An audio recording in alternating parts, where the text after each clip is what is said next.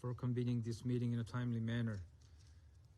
I would also like to thank ASG Incha and Mr. Raja Singham for their concise and powerful briefings. The Republic of Korea is gravely concerned by the Israeli Security Cabinet's recent approval to expand the war in Gaza and occupy Gaza City, as this plan entails significant and multifaceted risks. We urge Israel to retract this plan. In this context, I would like to address each risk in turn. First, the plan, if implemented, will devastate an already catastrophic humanitarian crisis in Gaza. Daily images of starving Palestinian children and aerial scenes of Gaza's near total destruction demands our attention to focus on alleviating the dire humanitarian needs. However, the proposed military escalation will only deepen the extended suffering of an exhausted, sick, and hungry population. Not deliver the humanitarian relief they so clearly need and that the international community is urgently calling for.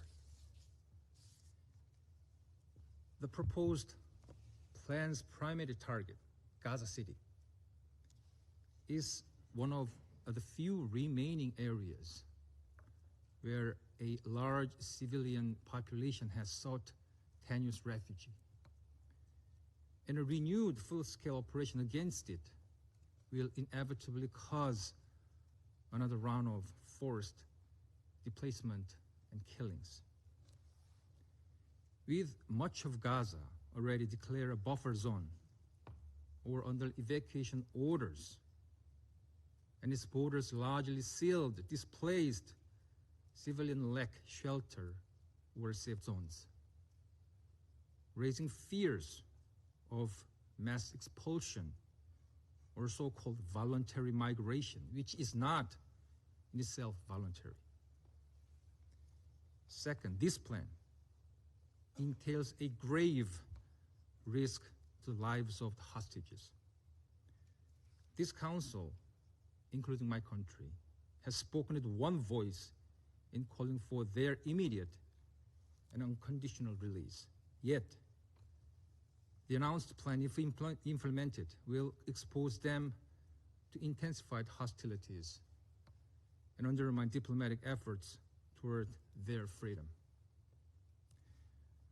While Israel claims that it will push for the release of the hostages through decisive military victory, such an outcome could make it more difficult to bring the hostages home, a concern voiced by their families.